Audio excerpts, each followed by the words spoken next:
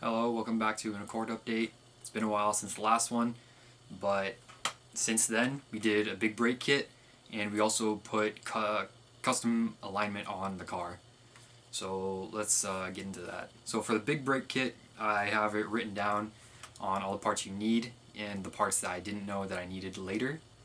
So this hopefully goes better for you than it did for me.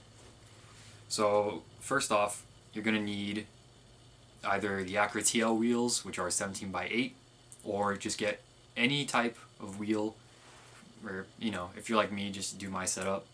I have 17 by 8 and 45mm offset, and that gives me enough room to put the big brakes on. Your OEM wheels from the Accord will not fit big brakes on it, so get the wheels first.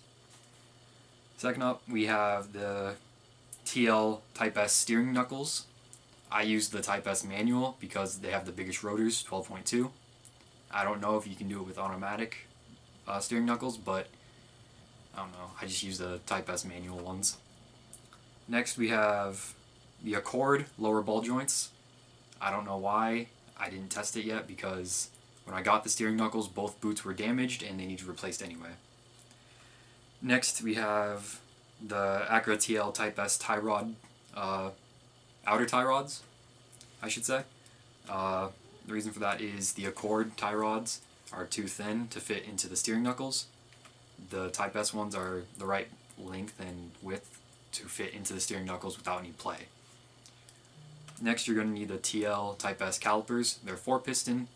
I got mine from Summit Racing. The only ones available that were the Brembos were like 100 miles north in Iowa, and they're about the same price. So honestly, it's just preference if you want used Brembos versus new like Summit Racing ones that aren't Brembos. And then an important step that I didn't know until like in the middle of it is a specific caliper bolt that you need. No store sells it except for Acura. So if you need, when you get them, go to Acura to order them. Alright, that's basically all of it. I don't know, we might make a video on how to do it, because I'll do it on a different car or another Accord, but we'll see. The part I didn't know that I needed was when you do the big brake kit, it gives you positive camber, like a lot of positive camber. I had positive 1 degree of camber at the end of the big brake kit, and I basically chewed up the outside of my front tires.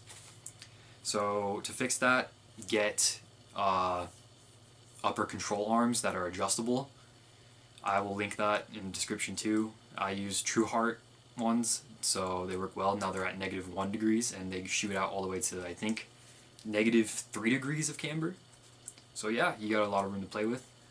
And then after that, either do an alignment or take it to an alignment place to get it fixed. I did mine myself, and it honestly wasn't that hard. It just took a little bit of time and effort. But yeah, I'll link everything I used in the description, and just let me know if you need any help with that or if you have any questions for that. Thank you. Bye-bye.